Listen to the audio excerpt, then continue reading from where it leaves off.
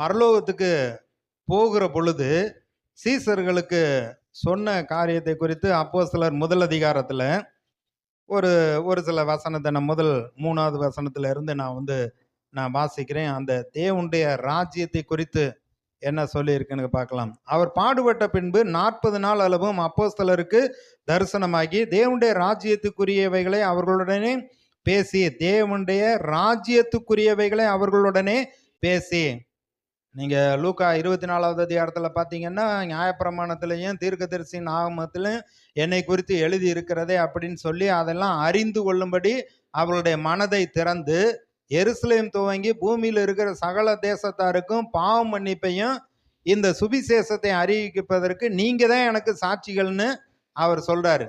இங்கேயும் அதை தான் லூக்கா நிருபத்தை எழுதினவர் தான் அப்போஸ்தலர் நடவடிக்கைகளையும் எழுதினவர். அவர் சொல்றாரு, தேவனுடைய ராஜ்யத்துக்குரியவைகளை அவர்களுடனே பேசி அநேகம் தெளிவான திருஷ்டானந்தங்களினாலே அவர்களுக்கு தம்மை உயிரோடு இருக்கிறவராக காண்பித்தார். அன்றியும் அவர் அவர்களோடு கூட வந்திருக்கும் போது அவர்களை நோக்கி, யோவான் ஜலத்தினாலே ஞானஸ்தானம் கொடுத்தான், நீங்கள் சில நாளுக்குள்ளே பரிசுத்த ஆவியினாலே ஞானஸ்தானம் பெறுவீர்கள். ஆகையால் நீங்கள் எருசலேமை விட்டு போகாமல் என்னிடத்தில் கேள்விப்பட்ட பிதாவின் வாக்குத்தத்தம் நிறைவேற காத்திருங்கள் என்று கட்டளையிட்டார். அப்பொழுது கூடி வந்திருந்தவர்கள் அவரை நோக்கி, ஆண்டவரே, இக்காலத்தில் ராஜ்யத்தை இஸ்ரவேலருக்கு திரும்ப கொடுப்பீர் என்று கேட்டார்கள்.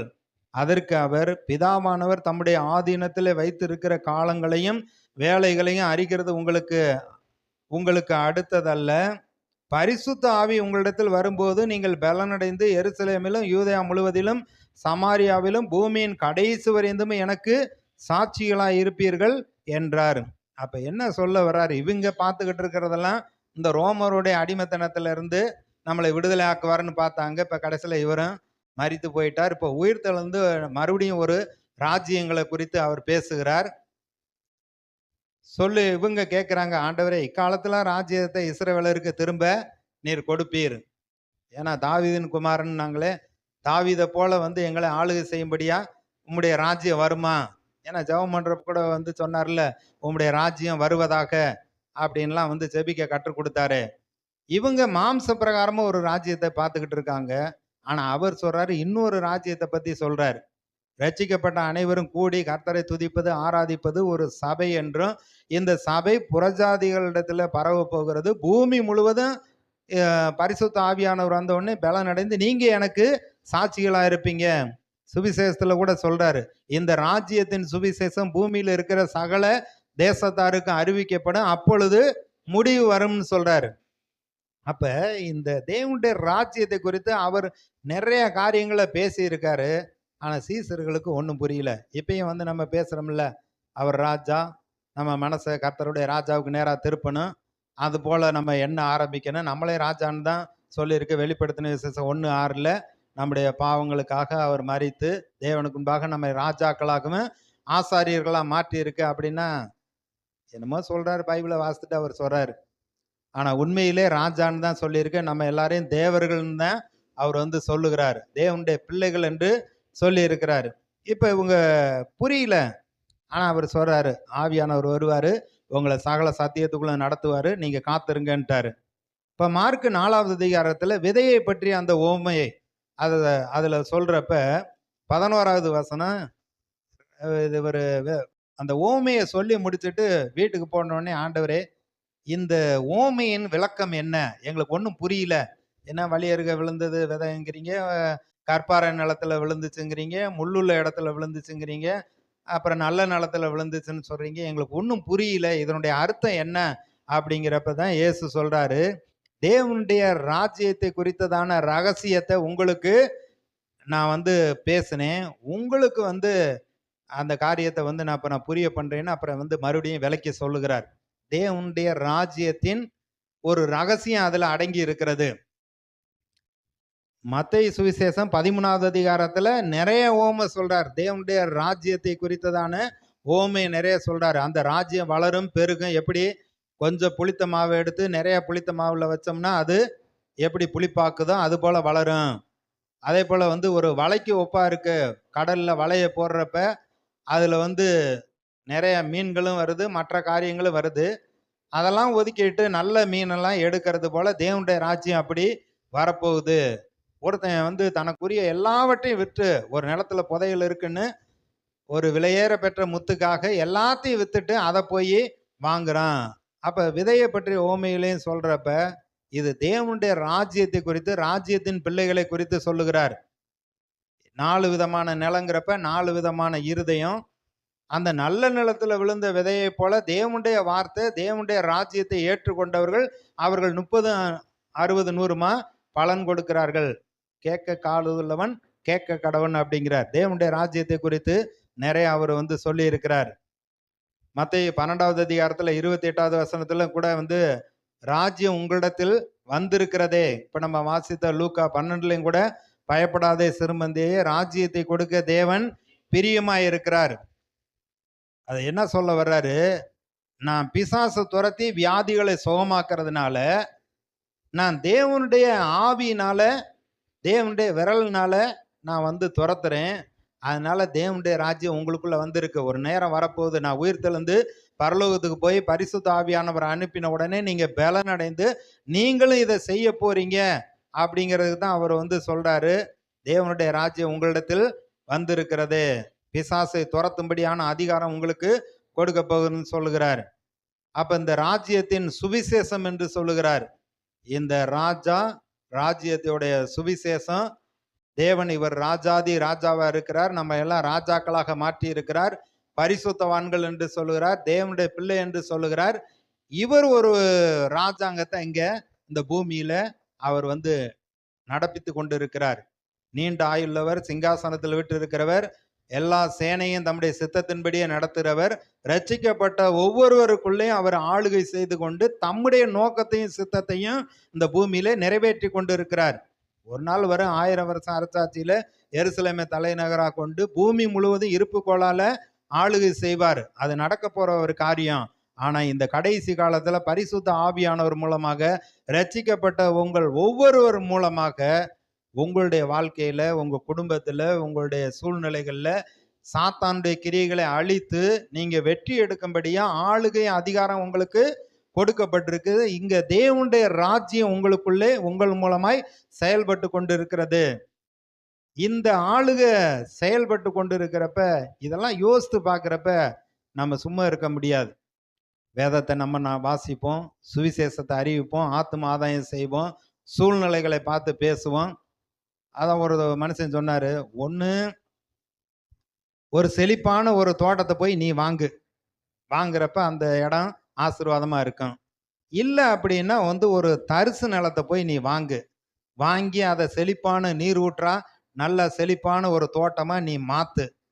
அப்ப 2 காரியம் சொல்றாரு. ஒன்று அப்படி வாங்கு, முடியலையா வறட்சியா கிடந்தா கூட வாங்கி அதுல நீ வேலை செய்யி, அதை நான் செழிப்பாக்குறேன் அப்படிங்கிறாரு. ஒன்று தாய் தகப்பன் நமக்கு கொடுத்துருக்கிற பூர்வீக சொத்து சுதந்திரம் அதை வச்சு நீ நல்லா வந்து கர்த்தருக்கு சாட்சியா இரு. இல்லை அப்படின்னா உன்கிட்ட இருக்கிறதை வைத்து நீ எங்கேயோ ஒரு இடத்துல போய் உன பலத்துக்கு தக்கன அதை நீ வாங்கி அதை உருவாக்கினேன்னாக்க அங்கே கர்த்தருடைய ஆசீர்வாதத்தினால அது செழிப்பா இருக்கும். அந்த வழிப்போக்கர்கள் பார்த்து இவங்க கர்த்தரால் ஆசீர்வதிக்கப்பட்டிருப்பார்கள்னு அறிந்து கொள்வாங்க. அங்கே சாட்சியாக இருக்கும். அப்போ ஒன்று நமக்கு இருக்கிற பலத்துல போய் மாத்திரையை வாங்க, டாக்டரை பாருங்க, சுகமாகறதுக்கு என்ன வழியோ அதை செய்யுங்க. முடியலையா அடுத்து வந்து நிரந்தரமான விடுதலையை கொடுக்கிறவர் கர்த்தர். அவரை உறுதியா பிடித்து கொண்டு நம் சுகத்தை பெற்று இயேசுவுக்கு சாட்சியா இருக்க வேண்டும். தேவனுடைய ராஜ்யம் அப்படித்தான் வேலை செய்கிறது. எப்படியெல்லாம் சுகமாகணுங்கிறதுக்கு ஏற்கனவே நாங்கள் இந்த இடத்துல நான் சொல்லியிருக்கேன். அதை இன்னொரு நாளைக்கு நான் வந்து பேசுகிறேன். இப்போ தேவனுடைய ராஜ்யத்தை குறித்து இயேசு இப்படி சொல்லி இருக்கிறார். அந்த ராஜ்யத்துக்குள்ளே நம்ம இருக்கிறோம். அவர் நம் மூலமாக செயல்படுகிறார். 4வது, இந்த ராஜ்யத்தோடைய சட்டம் என்ன அப்படின்னா, கொலோசையர் 1 அதிகாரம். இந்த பூமிக்குரிய ராஜாங்கத்தில் நிறைய சட்டத்திட்டங்கள்லாம் போடுகிறார்கள். அதுக்கு கீழ்பட்டு இருக்க வேண்டும். தேவனால இன்றி ஒரு அதிகாரமும் நியமிக்கப்படவில்லை. ரோமர் 13வது அதிகாரத்தில் அங்கே நம்ம கொடுக்கப்பட்டிருக்க ஆளுகைக்கு கீழ்ப்படிய வேண்டும் என்று சொல்லி இருக்கிறது. இங்கே கொலோசையர் 1:13 இருளின் அதிகாரத்தினின்று நம்மை விடுதலை ஆக்கி தமது அன்பின் குமாரனுடைய ராஜ்யத்துக்கு உட்படுத்தினவருமாய் இருக்கிற பிதாவை ஸ்தோத்தரிக்கிறோம். இருளின் அதிகாரத்திலிருந்து நம்மை விடுதலை ஆக்கி இருக்கிறார். அவருடைய அன்பின் குமாரனுடைய ராஜ்யத்துக்கு உட்படுத்தி இருக்கிறார். அன்பின் குமாரனுடைய ராஜ்யம், இவருடைய சட்டம் என்ன அப்படிங்கிறப்ப அன்பின் ராஜ்யமாய் இருக்கிறது. இவர் தான் ஆசீர்வாதத்தின் வாய்க்கால். இவர் அன்பினால அவர் கிரியை செய்கிறார், ஆளுகை செய்கிறார். இன்னைக்கு சொல்றாங்க, நான் இப்படி கஷ்டப்பட்டு உழைச்சு நான் இப்படி ஆசீர்வாதத்துல முன்னேறி வந்தோம்னு அதை பெருமை பாராட்டுறோம். ஆனா உண்மையிலே ஆசீர்வாதம் நம்முடைய உழைப்புல அல்ல, கர்த்தருடைய இணைப்புல அவரோடு இணைந்து இருக்கிறப்ப அவர் கொடுக்கிற அந்த ஆசீர்வாதத்துல தான் நம்ம நல்லா வாழ முடியும். கர்த்தருடைய ஆசீர்வாதமே ஐஸ்வர்யத்தை தர, அதனோடு வேதனையை கூட்டார் என்று எழுதி இருக்கிறது. அடுத்து பாத்தீங்கன்னா, இந்த தேவனுடைய ராஜ்ய அன்பினால அவர் ஏற்கனவே நம்ம எல்லாவற்றையும் ஆயத்தப்படுத்தி வைத்திருக்கிறார் என்று சொல்லப்பட்டிருக்கு. இந்த ஆயத்தப்படுத்தி வைத்திருக்கிற தேவன் எல்லாருக்கும் அழைப்பு கொடுக்கிறார். லூக்கா சுவிசேஷம் 14வது அதிகாரம். அந்த அழைப்பை ஏற்றுக்கொண்டுதான் நம்ம இங்கே உட்கார்ந்து இருக்கிறோம். அவர் அழைத்தார், அந்த சத்தத்துக்கு செவி கொடுத்து நாம் வந்திருக்கிறோம். நம்மை அவர் திருப்தியாக்கி நம்மை வழி நடத்துகிறவர். இப்ப லூக்கா 14வது அதிகாரத்துல 15வது வசனம் வாசிக்கிறேன். அவரோடு கூட பந்தி இருந்தவர்களில் ஒருவன் இவைகளை கேட்ட பொழுது அவரை நோக்கி, தேவனுடைய ராஜ்யத்தில் போஜனம் பண்ணுகிறவன் பாக்கியவான் என்றான். அப்ப இயேசு ஒரு பெரிய விருந்தை பத்தி சொல்லிக்கிட்டு வர்றப்ப, இதே அப்படிங்கிறப்ப தேவனுடைய ராஜ்யத்துல உட்காந்து சாப்பிட்றது அது ரொம்ப மேன்மையானது, ரொம்ப பாக்கியவான். அதான் சபைகளில் அன்பின் விருந்துன்னெலாம் வைக்கிறாங்க. அதெல்லாம் நல்லது தான், நல்ல நோக்கத்தோடு தான் வச்சுருக்காங்க. அதை செஞ்சாலும் ஒன்றும் தப்பு கிடையாது. ஆனால் காலப்போக்கில் அப்போஸ்தலர் 6வது அதிகாரத்தில் பந்தி விசாரணை சரியாக செய்யலை அப்படின்னு ஒரு சில அங்கே பிரச்சனையெல்லாம் வந்துடுது. ஆனால் உண்மையிலே இங்கே கேட்குறாங்க, அப்போ தேவனுடைய ராஜ்யத்தில் போஜனம் பண்ணுகிறவர்கள் பாக்கியவான்கள், ஆசீர்வதிக்கப்பட்டவர்கள் அப்படின்னு. இப்போ இயேசு அடுத்த வசனம், அதற்கு அவர், ஒரு மனுஷன் பெரிய விருந்தை ஆயத்தம் பண்ணி அநேகரை அழைப்பித்தான். இப்போ ஒரு ராஜா ஒரு மனுஷன் விருந்தை ஆயத்தப்படுத்திட்டு எல்லாருக்கும் அழைப்பு கொடுக்குறான். அழைப்பு கொடுக்குறப்ப விருந்து வேலையிலே தன் ஊழியக்காரன் நோக்கி, நீங்கள் அழைக்கப்பட்டவர்களிடத்தில் போய் எல்லாம் ஆயத்தமாக இருக்கிறது, வாருங்கள் என்று சொல்லுங்கள் என்று அவனை அனுப்பினான். எல்லாம் சாப்பாடெல்லாம் இங்கே ரெடி ஆயிருச்சு, ஆனால் ஆட்கள் வரல. சரி, போய் மறுபடியும் போய் கூட்டிகிட்டு வான்னா ஒருத்தையும் சொல்கிறான், நான் ஒரு வயலை வாங்கியிருக்கேன், நான் அகத்தியமாய் போய் அதை பார்க்க வேண்டும், என்னை மன்னிக்கும்படி வேண்டிக் கொள்ளுகிறேன். இந்த வயல் அப்படிங்கிறப்ப இவன் செய்யக்கூடிய வேலை தான் ரொம்ப முக்கியம். ஞாயிற்றுக்கிழமை கோயிலுக்கு வராமல் கூட வேலைக்கு போகிறாங்க, ஞாயிற்றுக்கிழமை கோயிலுக்கு வராமல் வேற எதை வேணாலும் செய்ய போகிறாங்க. ஆனால் அது விளங்காதுன்னு அவங்களுக்கு புரிய மாட்டேங்குது. கேட்டால் என்ன செய்யறது, போய் தானே ஆகணும் அப்படிங்கிறாங்க. இப்போ ராஜா விருந்து ஆயத்தப்படுத்திட்டு கூப்பிடுறாரு, அவன் என்ன செய்கிறான், எனக்கு வேலை இருக்கு அதனால போறேன்ட்டான். அடுத்து 19வது வசனம், 5 ஏர் மாடு கொண்டேன், அதை சோதித்து பார்க்க போகிறேன், என்னை மன்னிக்கும்படி வேண்டிக் கொள்ளுகிறேன். மாடு இது எப்படிங்கிறப்ப இவன் மூளையில யோசித்துக்கிட்டே இருக்கிறவன். அங்கே போய் 3 மணி நேரம் உட்காந்து அதுக்கப்புறம் அதுக்கப்புறம் அங்கே போகணும்னா லேட் ஆயிரும். அதனால இன்னைக்கு போகாட்டி பரவாயில்லை, நம்ம பேசாமல் போவோம். அதாவது எல்லாத்தையுமே இவனுக்கு ஏற்றது மாதிரி இவனுக்கு பிரியமானபடி தான் யோசிக்கிறான். என் மாட்டை அடுத்த நாள் போய் வாங்கிட்டு வந்த மாட்டை ஓட்டி பார்க்கறத காலையிலையோ இல்லை தண்ணி இறைக்கிறதுக்கோ அந்த காலத்தில் ஓட்டி பார்க்கறதுன்னா அடுத்த நாள் செஞ்சால் வேணான்னு இருக்கா? இல்லை 5 ஏர் மாடு வாங்கியிருக்கேன், அதை நான் போய் ஓட்டி பார்க்கணும். 5 ஏர் மாடு கொண்டேன், அதை போய் சோதிச்சு பார்க்க வேண்டும். இவன் மனதிலேயே கணக்கு போடுறவன். இங்கேருந்து கோயிலுக்கு போனால் இவ்வளவு செலவாகும், வண்டியை பிடிச்சிட்டு இவ்வளவு செலவாகும், சரி அடுத்த வாரம் பார்த்துக்கலாம். ஒருத்தர் சொல்கிறாங்கல்ல, நாங்கள் 4 பேர் வந்தோம்னா 4 பேர் வந்துட்டு 4 பேரும் டீ வடை சாப்பிட்டுட்டு வந்தோம்னா இவ்வளவு செலவாகுது. ஏங்க, இது தேவனுடைய ராஜ்யத்திற்கென்று தேவனுடைய காரியமாக செய்கிறப்ப ஆண்டவர் உங்களை கைவிட்டுருவாருன்னு நினைக்கிறீங்களா? ஒரு கலசம் தண்ணி கொடுத்தா கூட கணக்கு வைத்திருக்கிற தேவன். நீங்கள் 5 மணிக்கே கிளம்பி ரெடியாகி பிள்ளைகள்லாம் எல்லாரையும் கூட்டிகிட்டு நம்ம சபைக்கு தேவன் தெரிந்து கொண்ட அந்த ஸ்தானத்துக்கு வருகிற பொழுது ஆண்டவர் எல்லாவற்றுக்கும் கணக்கு வச்சிருக்காரு. அதுக்கு நம்ம வாழ்க்கையில் குறைவில்லாமல் நடத்துவார். ஆண்டவர் பார்க்கிறார், நம்முடைய மனதின் எண்ணங்களை பார்க்கிறார். அடுத்து 5 மாறு கொண்டேன்னு சொல்லிட்டு அவனும் மன்னிச்சுக்குங்க நான் வர முடியாதுன்ட்டு. அடுத்து என்ன சொல்றான் ஒருத்தன், நான் புதிதா கல்யாணம் பண்ணினேன், விவாகம் பண்ணினேன், அதனால் நான் வரக்கூடாது. இருந்து இத்தனை வருஷமா காத்திருந்து தேடி கண்டுபிடிச்சு, நான் வருஷ கணக்கில் தேடி கண்டுபிடிச்சு இப்பதான் வந்து எனக்கு பொண்ணு அமைஞ்சிருக்கு. அதனால என் குடும்ப வாழ்க்கை அதை நான் வந்து பார்க்கணும். அதான் வந்து அவனுக்கு அதுதான் ரொம்ப முக்கியம்.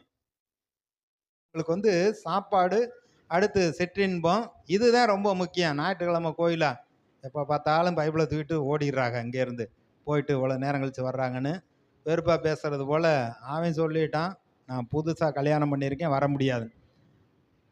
இன்னும் ஒரு கூட்டம் என்ன செஞ்சிடறாங்க, இவர்களுடைய உபவாசம், இவர்களுடைய ஜெபம், இவர்களுடைய கண் விழிப்பு, இவங்க செய்யக்கூடிய இவங்க வந்து பண்ணுறது தான் வந்து நமக்கு வந்து ஆசீர்வாதம் வரும்னு கர்த்தர்கிட்ட போய் போராடிக்கிட்டு இருக்காங்க. நான் 3 நாளா சாப்பிடாம நான் உட்காந்துருக்கேன், நீர் கொடுத்தாத்தான் நான் எந்திரிப்பேன் அப்படின்னு. பழைய ஏற்பாட்டில் யாக்கோப்பு போராடின உண்மைதான். இன்னும் வந்து கிதியோன் வந்து ஆண்டவரை சோதித்து பார்த்தது உண்மைதான். புதிய ஏற்பாட்டில் வந்து அப்பா கிட்ட போய் பிள்ளை கேட்க போகிறப்ப நான் 3 நாளைக்கு சோறு திங்க மாட்டேன், எனக்கு கொடுத்தாத்தான் நான் போவேன் அப்படின்னு எந்த பெற்றோருமே வந்து அதை எதிர்பார்க்கறது இல்லை. அப்படி பண்ணுனா கூட பெற்றோர் வந்து விட மாட்டாங்க. கேட்குறத உடனே கொடுத்துருவோம். என்ன தேவையோ அதை கரெக்டாக கொடுப்போம். தேவையில்லாத கேட்டால் கொடுக்க மாட்டோம். முதுகில் வேணால் 2 அடியை கொடுப்போம்.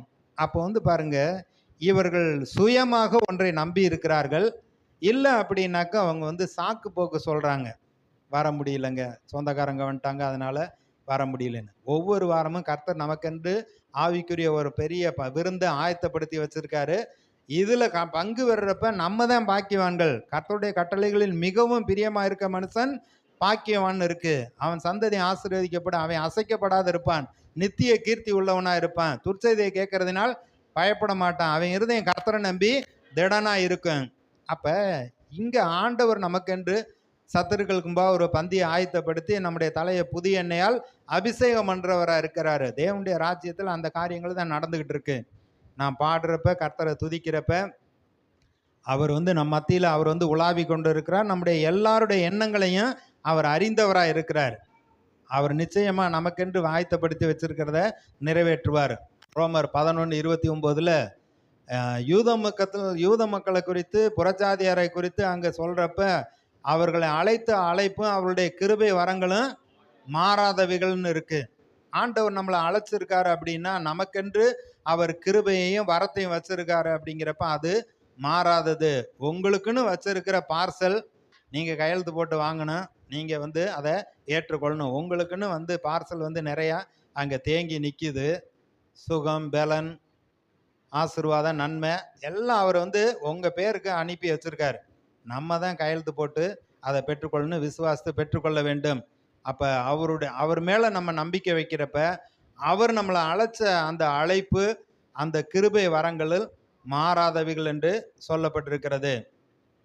அடுத்து 5வது தாவீது சங்கீதத்தில், சங்கீதம் 48வது சங்கீதம் முழுவதுமே பார்த்தீங்கன்னா, அவர் வடபுறத்தில் உள்ள சீயோன் பர்வதத்தில் வடிப்பமான ஸ்தானத்தில் அவர் ராஜா வீற்றிருக்கிறார் அப்படின்னு வந்து ஆரம்பித்து சொல்லி 14வது வசனத்தில் சொல்றாரு, இந்த தேவன் என்றென்றைக்கும் உள்ள சதா காலங்களிலும் நம்முடைய தேவன் மரண பரியந்த நம்மை நடத்துவார். அதாவது தேவன் சீயோன் கோட்டையை தெரிந்து கொண்டு அங்கே ராஜாவா வீற்றிருக்கிறார், அங்கிருந்து நம்மை ஆசீர்வதிப்பார்னு சொல்லப்பட்டிருக்கு.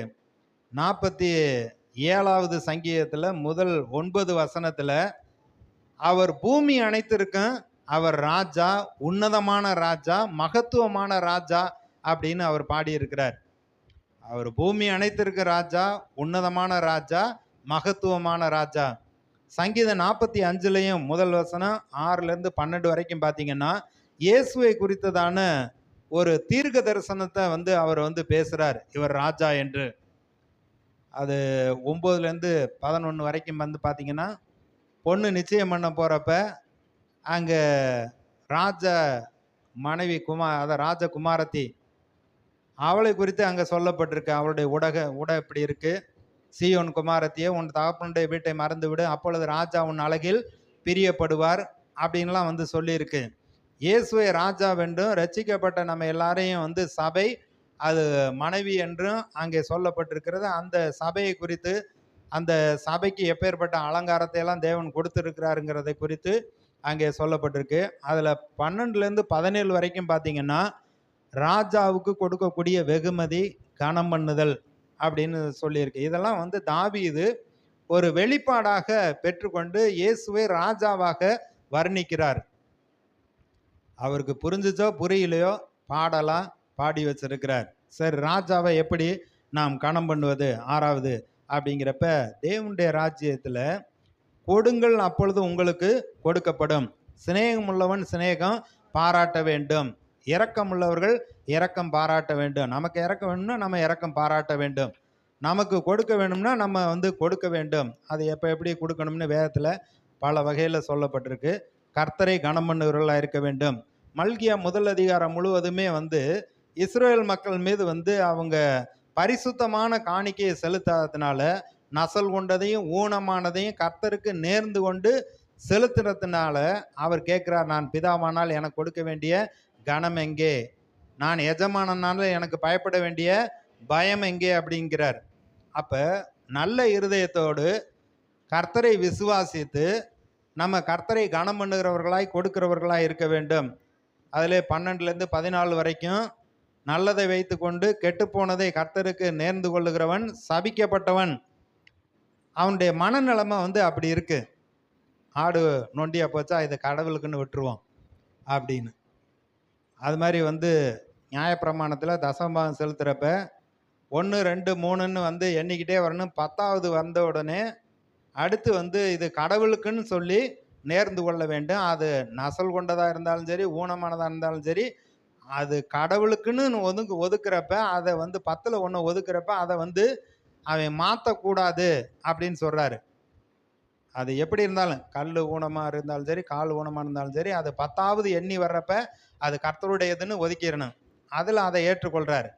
ஆனால் நல்லதை வச்சுக்கிட்டு கெட்டு போனதை ஆண்டவருக்கு நான் நேர்ந்து கொள்கிறேங்கிறப்ப அவன் கபடஸ்தன், சபிக்கப்பட்டவன் அப்படிங்கிறார்.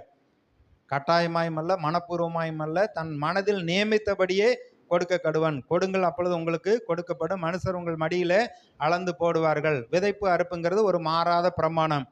யாருமே என்னை நேசிக்க மாட்டேங்கிறாங்க, என்னை பார்க்க மாட்டேங்கிறாங்க, என்கிட்ட பேச மாட்டேங்கிறாங்க அப்படின்னா நம்ம அன்பு பாராட்டினோம்னா நமக்கு அன்பு பாராட்டக்கூடிய ஆட்கள் வருவார்கள்.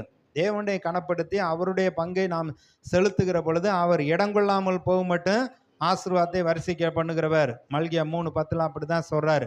அவருடைய பங்கை செலுத்துகிற பொழுது உங்களுக்கு நஷ்டம் வராது, உங்கள் வெள்ளாமையை கெடுக்கக்கூடிய பூச்சிகளையும் எல்லாவற்றையும் நான் வந்து கண்டிப்பேன், உங்கள் தேசம் விரும்பப்படத்தக்கதாக இருக்கும் என்று சொல்லுகிறார். இந்த தேவனுடைய ராஜ்யத்தில் தேவனை இப்படி நாம் கனப்படுத்த வேண்டும். நீதிமொழிகள் 3:9-10 உன் விளைவின் முதற்பலனால் கர்த்தரை கனம் பண்ணு, அப்பொழுது உன் ஆலைகளில் திராட்சரசம் புரண்டு ஓடும். அதாவது பரிபூர்ண நன்மை நமக்கு உண்டாகும் என்று சொல்லுகிறார். இப்படிதான் ராஜாவை கனப்படுத்துகிறது. அப்படி நாம் செய்கிற பொழுது நாம் தேவனுடைய ராஜ்யத்தின் பிள்ளைகளாய் இருக்கிறோம். தேவனை கனப்படுத்துகிற பொழுது அவர் நம்மை கனப்படுத்துகிறார். என் ஜனங்கள் ஒருபோதும் வெட்கப்பட்டு போவதில்லைங்கிறார். உங்களை தொடுகிறவன் அவருடைய கண்ணின் மணியை தொடுகிறான். உங்களை சுற்றி அவர் வந்து அக்கினி மதிலா இருக்கிறேன் என்று சொல்லுகிறார். நீங்க கையிட்டு செய்கிற வேலைகள் எல்லாவற்றிலையும் அவர் பரிபூர்ண நன்மை உண்டாகும்படி ஆசீர்வாதத்தை கட்டளையிடுகிற தேவனா இருக்கிறார். பரலோகம்னு போன வாரம் பார்த்தோம். பரலோக ராஜ்யத்தை குறித்து இன்னைக்கு நம்ம வந்து பார்த்துருக்கிறோம். அந்த ராஜா பரலோகத்தில் தேவனுடைய ராஜ்யத்தில் ராஜாவை குறித்து அறிந்திருக்க வேண்டும். அடுத்து வந்து இந்த ராஜா எப்படி வந்து மனிதர்கள் அவரை யோசிக்கிறார்கள். ஏன்னா இன்னைக்கு வந்து ரோமர் 2ல் சொல்லியிருக்கு, அழிவில்லாத மகிமை அழிவுள்ள பறவைகள் ஊரும் பிரயாணிகள் ஆகிய இவருடைய ரூபங்களுக்கு ஒப்பாக மாற்றி விட்டார்கள். அவர் சிருஷ்டிகர்த்தா, நம்ம கடவுளை உண்டாக்க முடியாது, கடவுள் தான் நம்மளை உண்டாக்கி இருக்கிறார். ஆவியோடு உண்மையோடு தான் அவரை நாம் தொழுது கொள்ள வேண்டும். ரோமர் 1ல் அப்படி தான் பின்னாடி சொல்லி இருக்கிறது. நம்முடைய மனதை கர்த்தருக்கு நேராக உயர்ந்த எண்ணங்களை உடையவர்களாக நம்மை மாற்றிக்கொள்ள வேண்டும். தேவனுடைய ராஜ்யத்தை குறித்து இயேசுவே பேசி இருக்கிறார். அப்படி இந்த தேவனுடைய ராஜ்யத்தின் சட்டம் என்னங்கிறப்ப அவர் அன்பின் சட்டம். அவர் அன்பினால கிரியை செய்கிறார், நமக்காக எல்லாவற்றையும் ஆயத்தப்படுத்தி வைத்திருக்கிறார். தாவீதுக்கு இந்த ராஜாவை குறித்ததான ஒரு வெளிப்பாடு வந்ததுனால சங்கீதத்துல சொல்லி இருக்கிறார். அப்படி இவருடைய ராஜ்யத்துல நம்ம வந்து இருக்கிற பொழுது அவரை கனப்படுத்த வேண்டும். கனப்படுத்துகிறப்ப அது வந்து கர்த்தர் அந்த கனத்தை மகிமையை ஏற்றுக்கொள்கிறார். ஏன்னா வந்து அவர் ஒருவருக்கே எல்லா துதி கன மகிமைக்கும் ஸ்தோத்திரத்துக்கும் கனத்துக்கும் பாத்திரராக இருக்கிறார். அவருக்கு தான் நம்ம மகிமை